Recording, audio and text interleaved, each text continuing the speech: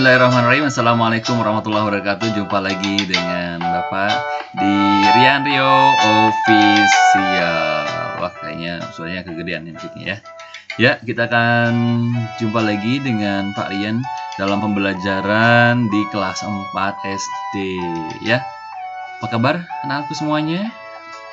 Bagaimana keadaannya? Tetap semangat dan ya dalam kegiatan PYJ kali ini. Ya, kali ini ada agak beda dengan video-video sebelumnya. Sebelumnya kan pakai animasi ya. Sekarang Pak Rian gayanya kayak podcast gitu ya. Kayak penyiar radio gitu ya. Gak apa-apa ya, kita ngajarnya beda-beda. Kita mau fasilitasi bagi anak-anak yang suka mendengar dengan gaya belajar yang audio ya. Bapak kali ini akan membahas tentang hak dan kewajiban. Hak kewajiban dalam apa? Masih berkaitan dengan tema kita, tema 2, masih di tema 2 ya. Hak kewajiban dalam berhemat energi di mana? Di lingkungan. Ya anak-anakku, menjaga kelestarian lingkungan adalah salah satu kewajiban kita ya. Kewajiban kita sebagai apa? Sebagai masyarakat. Agar ketersediaan sumber daya energi tetap terjaga. Kita kan kemarin sudah belajar tentang sumber daya alam juga ya. Selain itu kita juga berkewajiban untuk menghemat energi. Salah satunya dengan menggunakan energi alternatif. Apa itu lagi alternatif? Itu energi alternatif adalah salah satunya yang ramah lingkungan. Energi alternatif, mau tahu apa artinya? Iya. Bentar ya, kita akan bahas di sini. Ya, energi alternatif adalah energi yang berasal dari sumber daya alam yang dapat diperbarui. Dan kuncinya ramah lingkungan. Ya, sekali lagi, energi alternatif adalah energi yang berasal dari sumber daya yang dapat diperbarui dan ramah lingkungan. Kuncinya ramah lingkungan. Seperti apa? Yaitu air, matahari, dan angin. Lalu kewajiban kita yang harus kita lakukan dalam menghemat energi apa saja? Ya, apa saja coba. Yang pertama, ini contohnya ya, banyak sekali contohnya. Bahkan sampaikan hanya 6 saja.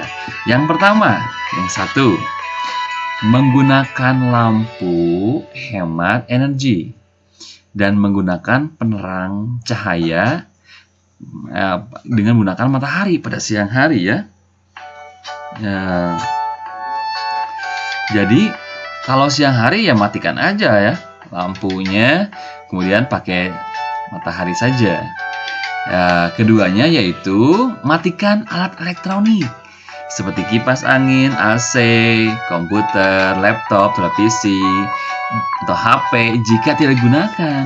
Ya, HP kalau nggak dipakai ya matikan saja datanya, karena data itu bisa menyedot banyak energi.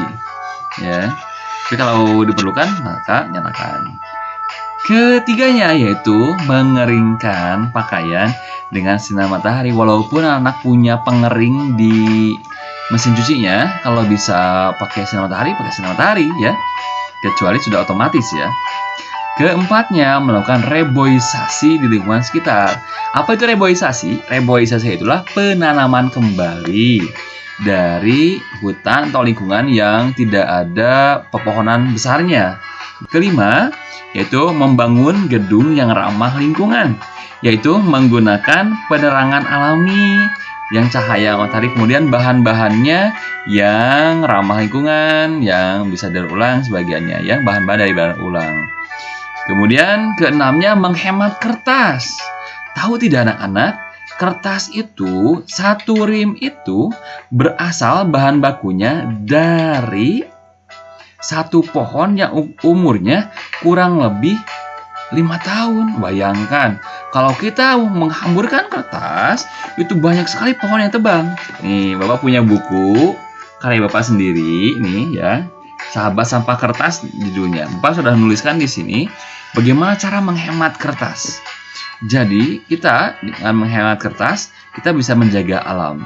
Juga Bapak pernah posting tentang bedah buku ini di YouTube Bapak juga ini. Jadi kalau mau lihat tentang buku Bapak, bagaimana isinya ada di YouTube juga ya. Kemudian kita selain tadi menggunakan lampu hemat energi, mematikan alat elektronik seperti barang-barang elektronik ya, kipas angin, komputer, televisi dan sebagainya, jika kita gunakan mengeringkan pakaian dengan sinar matahari, melakukan reboisasi, membangun gedung yang ramah lingkungan, kemudian menghemat listrik, menghemat kertas, juga anak-anak juga setelah kita lakukan kewajiban, maka kita baru berhak memperoleh lingkungan yang sehat, bersih, nyaman, ya. Jadi kalau kita sudah melakukan kewajiban, maka kita boleh menuntut hak. Jadi jangan didulukan hak dulu baru kewajiban, ya. Kita setelah kita melakukan kewajiban, kita berhak memperoleh lingkungan yang sehat, bersih, nyaman. Juga menggunakan sumber daya alam, misalnya air, hewan, tumbuhan, untuk memenuhi kebutuhan hidup kita. Kemarin kita diajarkan oleh Bapak tentang sumber daya alam. Sumber daya alam ada yang dapat diperbarui, juga ada yang tidak dapat diperbarui. Kemudian sumber daya alam juga kemarin sudah dijelaskan oleh Bapak, ada yang hayati, juga ada yang non-hayati.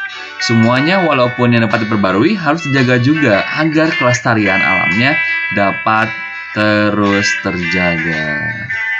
Itu saja untuk pembelajaran hari ini.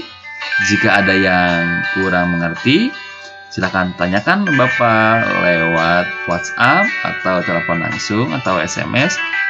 Di media sosial Bapak juga boleh. Dan tugasnya yang pertama yaitu silakan buat rangkuman dari apa yang telah Bapak sampaikan dari awal sampai akhir dalam satu paragraf. Dan nanti jawab pertanyaan-pertanyaan di classroom.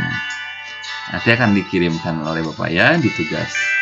Saja yang dapat Bapak sampaikan. Terima kasih atas perhatiannya. Tetap jaga kesehatan, pakai masker kalau keluar rumah, cuci tangan jika sudah keluar rumah, sering cuci tangan, kemudian jaga kesehatan, makan makanan yang sehat, minum yang cukup, minum multivitamin, ya, jaga jarak, ya. Ini physical distancing, dan tetap sehat, tetap ibadah dengan tepat waktu, dengan baik, ya. Sosialnya juga biar kita sehat selalu lahir dan batin. Terima kasih. Assalamualaikum warahmatullahi wabarakatuh.